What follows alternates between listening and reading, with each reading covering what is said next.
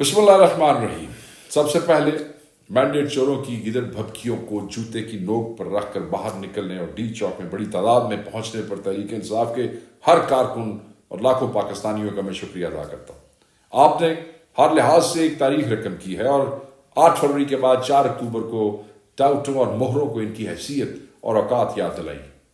جنگل رات کا گماشتہ پورے اسلام آباد کو بند کر کے اور کنٹینرز کی فصیلیں قائم کر کے ایک روز قبل میڈیا پر دھمکیاں دے رہا تھا کہ ڈی چوک میں کسی پرندے کو بھی پر مارنے کی اجازت نہیں دیں گے، مگر پوری دنیا نے دیکھا کہ تحریک انصاف کے کارکن اور عوام نے کٹھ پتلی راج کی رونتوں کو خاک میں ملایا اور ایک انسانی سمندر کی صورت میں ظلم، جبر، فسطائیت، سفاکیت اور رکاوٹوں کے طویل سلسلوں کو عبور کر کے اور لاٹھی، آنسو گیس، حتیٰ کہ گولیوں کی بچھاڑ کا سامنا کر کے ڈی چوک پہنچے اور کپتان کی کال پر لبیک کہا اور کہہ کر دنیا کو بتایا کہ اس ملک میں سکہ قیدی نمبر 804 کا چلتا ہے، جو عوامی راج کی معتبر ترین علامت اور عوام کے اعتماد، ان کی محبتوں، ان کے حقیقی مینڈیٹ کا بلا شرکت غیر کسٹوڈین ہے۔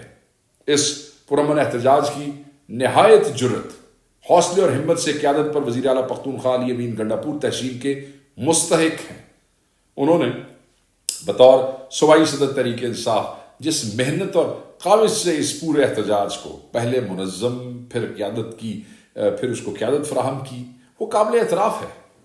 علی امین گنڈاپور نے لاکھوں افراد کے قافلے کی صف اول میں کھڑے ہو کر قیادت اور کم و بیش 30 گھنٹے تک زہریلی گیس، ربڑ بلٹس، اسٹریٹ فائر، بدترین مار پیٹ کو برداشت کیا اور کنٹینرز کی آہنی فصیلوں اور راستے میں کھودی گئی خندقوں کو عبور کر کے ڈی چوک کی جانب پیش قدمی ہی نہیں کی، بلکہ اعلان کے مطابق شرنگیزی اور فساد پر آمادہ فسطائی سرکار کے عزائم خاک میں ملا کر ڈی چوک میں احتجاج کے طے شدہ مقام پر پہنچے۔ آپ کی اس فتح و کامیابی نے مینڈیٹ چوروں، سیاسی ٹاؤٹس کو اور ان کے اکاؤں کے پیروں کے نیچے سے زمین کو اتنا گرم کیا، بے حد گرم کیا، اور انہوں نے آپ کی فتح کو ننگی بدماشی اور چال بازیوں کے ذریعے شکست میں بدلنے کی اپنی کوششوں میں مزید شدت پیش کر دی۔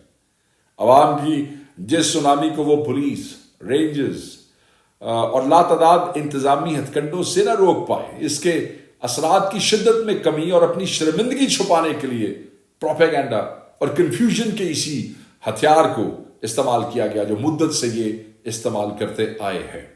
اس کے ساتھ وہ لڑائی جو محض پرامن احتجاج تک محدود تھی، اس کے دائرے کو بڑھا دیا گیا اور وفاق کے حاکم غنڈوں نے ایک صوبے کی حرمت، مینڈیٹ اور کروڑوں پختونوں کے گھر پر مسلح لشکر کشی کر کے پرامن احتجاج کو 9 مئی کی طرح اشتعال اور انتشار کی نظر کرنے اور بدامنی اور فساد کے ایک نئے منصوبے کی راہ ہموار کرنے کی کوشش کی، جسے کامیابی سے ناکام بنا دیا گیا۔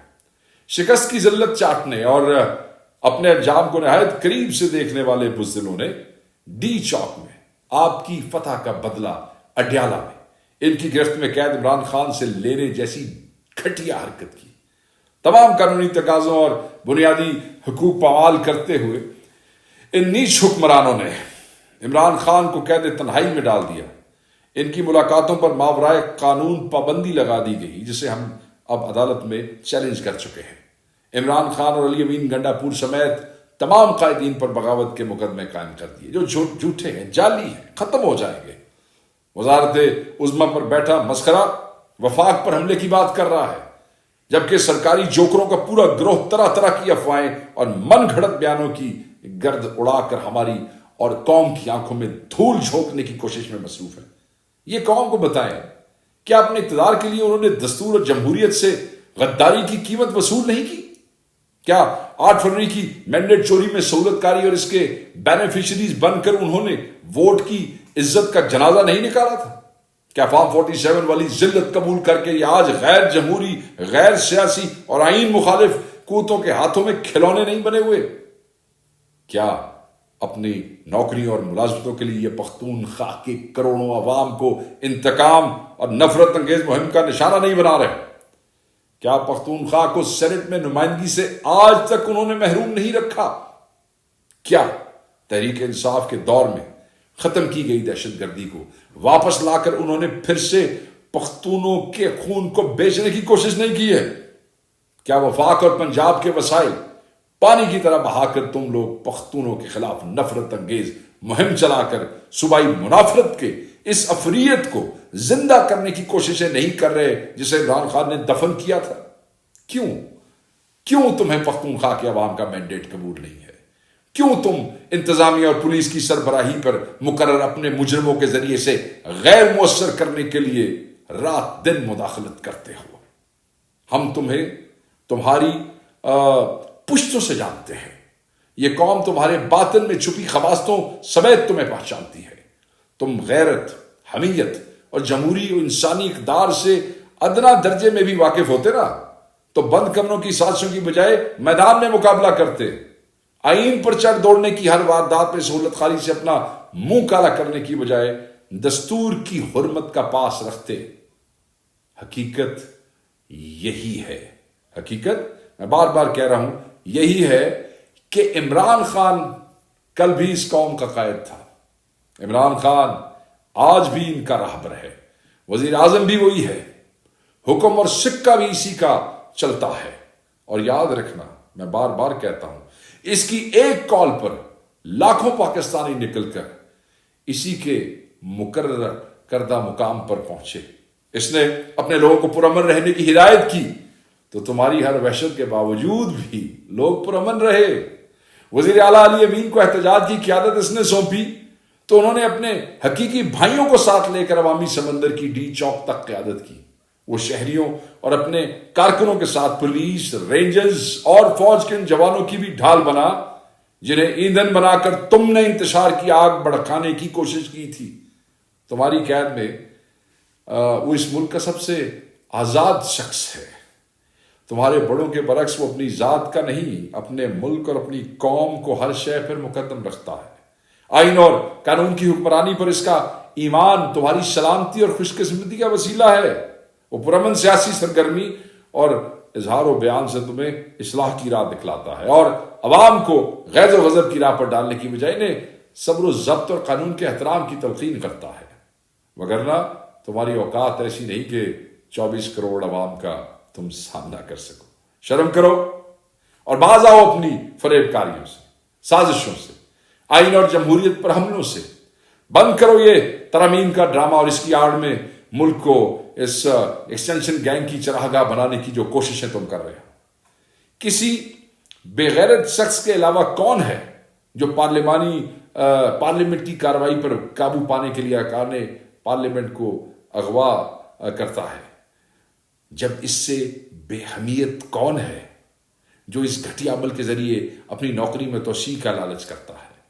اسپیکر قومی اسمبلی مجرموں کا اعلی کار نہ بنے اور اس باب میں اپنے وجود کا احساس دلوائے، اگرچہ اس سے اس کی امید نہیں. وہ انہی میں سے ایک اور انہی کے مفاد کا محافظ ہے. پاکستان تحریک انصاف بہرحال اپنے قائد کی منشا کے مطابق پرامن احتجاج، آئین و قانون کے دائرے میں رہ کر پرامن مزاحمت کا سلسلہ آگے بڑھائے گی اور ہر قیمت پر بڑھائے گی اور اس سے ہمیں کوئی نہیں روک سکتا. یہ ہمارا آئینی حق ہے. چنانچہ سیاسی کمیٹی نے متفقہ طور پر فیصلہ کیا ہے کہ 11 اکتوبر کو ملتان اور ساہیوال میں پرامن مگر ریکارڈ ساز احتجاج کیا جائے گا. 12 اکتوبر کو گجرانوالا اور سرگودا میں پرامن احتجاج کیا جائے گا. 13 اکتوبر کو ڈیرہ غازی خان ڈویژن کے عوام اپنے قائد کی آواز پر نکلیں گے، جبکہ 14 اکتوبر کو ایک مرتبہ پھر لاہور اور فیصل آباد میں مینڈیٹ چور ہو اور دستور پر حملہ آور منصوبہ سازوں کو عوام اپنا فیصلہ سنائیں گے، عوامی طاقت سنائیں گے. اس کے بعد پاکستان تحریک انصاف کی پولیٹیکل کمیٹی اہم اجلاس منعقد کرے گی اور اسلام آباد کے لیے پرامن احتجاج کا پروگرام جاری کیا جائے گا.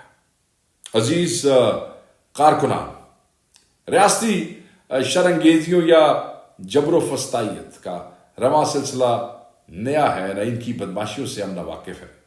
گزشتہ 2.5 برس کے دوران ہم نے اپنے قائد کی قیادت میں ان کی وحشتوں کا ہر روز ہر محاذ پر مقابلہ کیا. کپتان ہمیں کہا کرتے ہیں کہ ہارتا وہ ہے جو شکست قبول کر لیتا ہے. ہمیں منزل کو پانا ہے. ہم میں سے مایوس وہ ہو جس نے حقیقی آزادی کی بجائے کسی اور شے کو اپنی منزل بنایا. ہمارا کپتان پر امید ہے. وہ ظالموں کے سرکاری لشکروں کے مقابلے میں تنہا کھڑا ہے اور ہمیں عزیمت اور آزادی کی راہ دکھلا رہا ہے. جب وہ حقیقی آزادی سے کم کسی شے کو قبول کرنے پر آمادہ نہیں اور آخری گیند تک لڑنے کا اعلان کیے ہوئے ہے تو ہمارے قدم بیچ سفر میں کیسے ڈگمگا سکتے ہیں؟ ہم وسوسوں کو اپنے دلوں میں کیسے جگہ دے سکتے ہیں؟ ہم نے ظاہری اور باطنی شیاطین کی چالوں میں الجھنے کی بجائے منزل پر نگاہیں مرکوز رکھنی اور پیش قدمی کو جاری رکھنا ہے۔ شہباز شریف تو شاہی کچھ نہیں ہے، ہم نے اس کے بڑے اور اس کے بھی بڑوں سے مادر وطن کو آزاد کروانا ہے۔ یاد رکھیے گا، چیری بلاسم کو ہمارا یہی پیغام ہے کہ پنجاب کے ڈاکو رانی کے ساتھ مل کر اپنے انجام کے حوالے سے منصوبہ بندی پر وقت مکمل کر لیں۔ فرار کی راہوں پر اس مرتبہ جنرل قمر جاوید باجوہ کے نہیں، عوام کے پہرے ہوں گے، اور یہ بڑی نوٹ کرنے والی بات ہے آپ کے لیے۔ عمران خان زندہ باد، پاکستان پائندہ باد۔